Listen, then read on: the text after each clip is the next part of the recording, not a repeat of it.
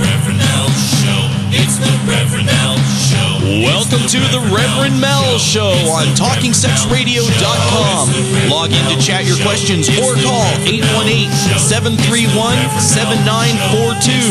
And now, here's your host, Reverend Mel.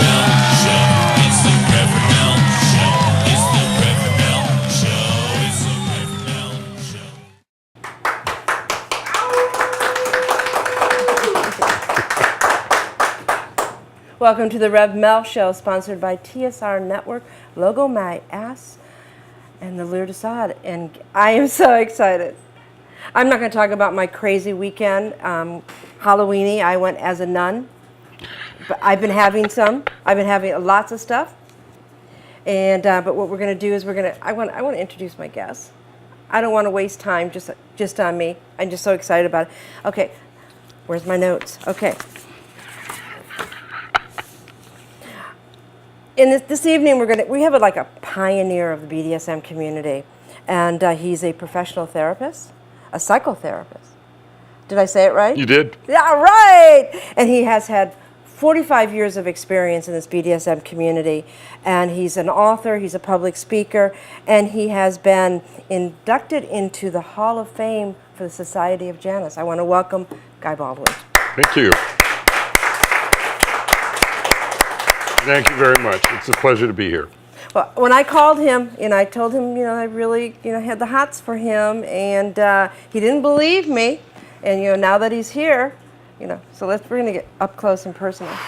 And if you think I'm going to ask some of the normal questions that I normally ask for the people in the chat room, I know there's a lot of them wanting those answers, but we are not going to answer those questions tonight. If you want to ask him those questions, you're going to have to call him up and ask him. So, are you still practicing? I am, indeed. Yeah. I've been in private practice for a long time, really, and I have a practice here in Hollywood and work a couple days a week. Still seeing clients. I know a few people that are your clients. We're going to talk about, but I do know a few. And how can people get a hold of you because he is the best.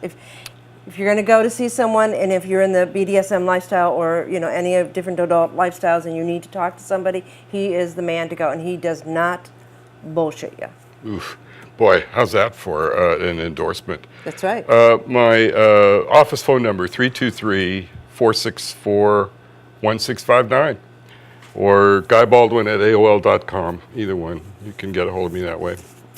So we're going to go way back. Okay. We're going to go way back to,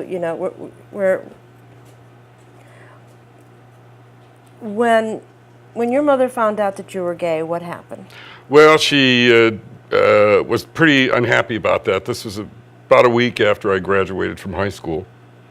And she said, ain't no homosexual going to live under my roof. You have a week to pack up and get out. So I did. It sounded like she was Sicilian or Italian. Well, indeed, Italian is exactly correct. Mm-hmm. She was Calabrian specifically, not quite Sicilian. Calabria is the southernmost state in Italy, and that's about as close to Sicilian as you can get without being Sicilian. Mm-hmm. But yeah, second generation Italian immigrant peasant. And she was unprepared to parent a kid who was too far outside the box. And my situation there is not at all unique.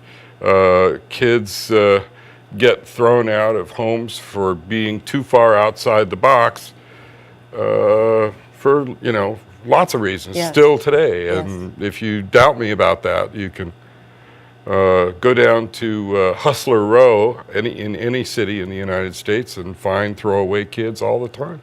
I understand the best time to get a throwaway child that is out on the street is when they get off of the bus in a matter of hours, that because it can change their life if you were to go and try to mentor someone or help somebody. Oh, you didn't mean to have sex with them. You meant no. Are you a prevent? No.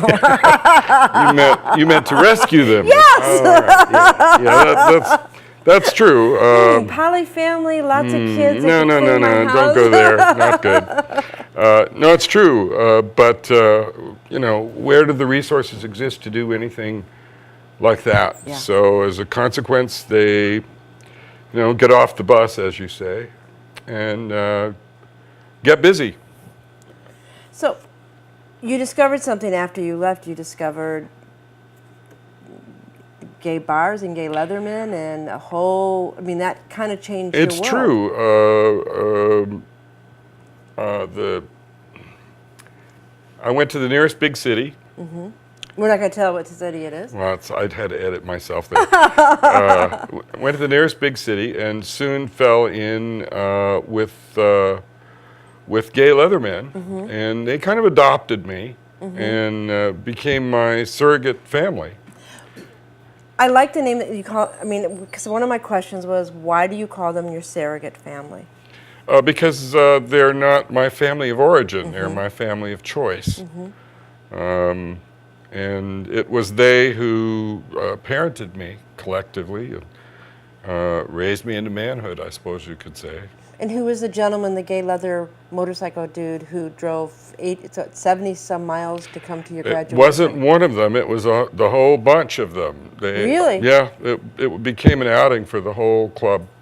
They got on their motorcycles and drove up to watch me graduate. They had been pressing me to go to college for a while, and finally I did. I entered university and went for 4 years and got a degree, and they decided they were going to attend my graduation, which was outdoors.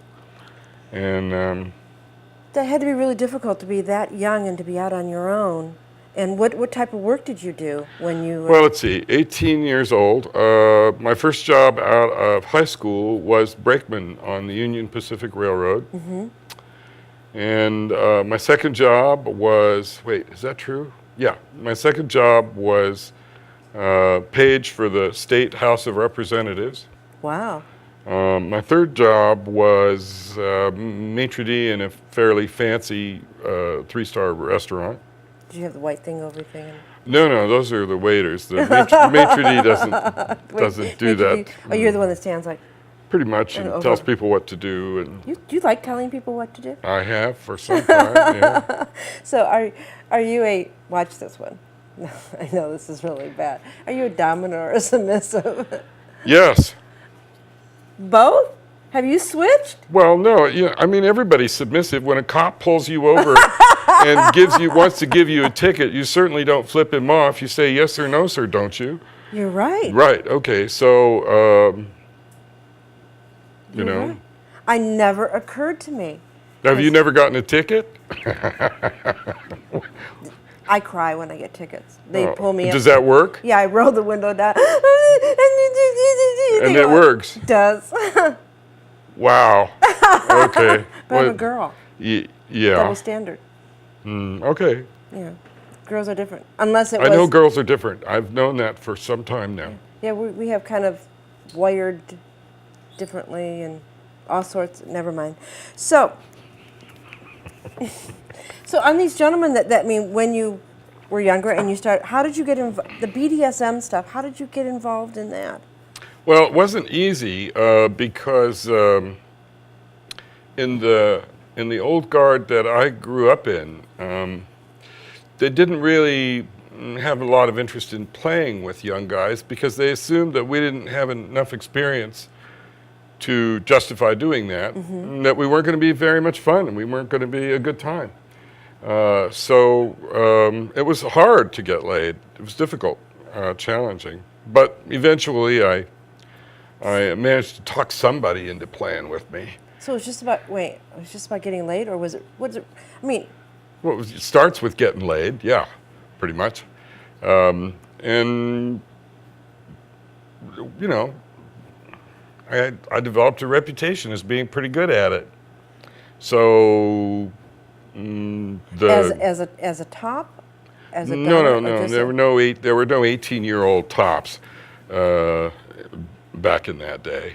Well, these days we have the internet, and you're on for 3.5 minutes, and they go, "I'm a dom." Yeah, well, there was no internet. As a matter of fact, we were still exchanging mail by Pony Express when I was that age. No, not Pony Express. No, but it had to be really, because right now, if you look at the way that we are right now. Sorry. Yeah, sure. I had an afterthought there. with a big horse. Oh, Catherine the Great strikes again.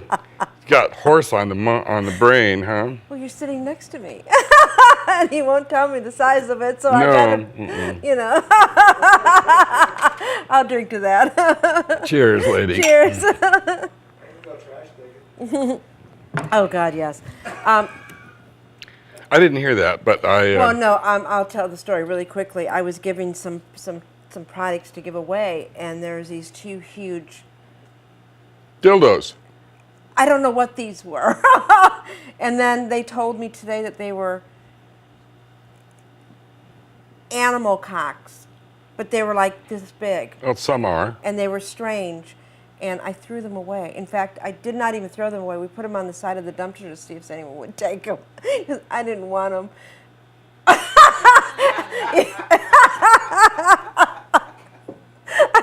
It just...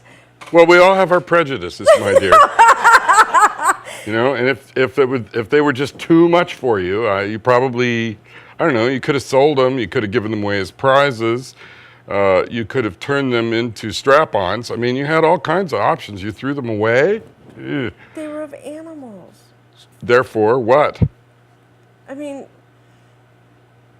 how did they make a mold of it? Sorry. There's some information you really just don't. Need to get out there. Yeah, there's information you really don't want. I promise you. Well, that's why I had to get rid of them. Okay. It was just they were in a little basket over there. So they're gone now. They've been. Well, we don't know. They still might be there. They've been added to the collection of the local trash collectors. Okay. Yes. All right. Oh, God. You'll be all right. You'll be all right. You'll be okay. So you moved from where, we're not going to tell where he's from, but so you moved from where you were living from the state, and you moved where? Small town to big town. Yeah, to the big town. Mm-hmm. Big Yeah. city. And you have a certain name that you used to call it.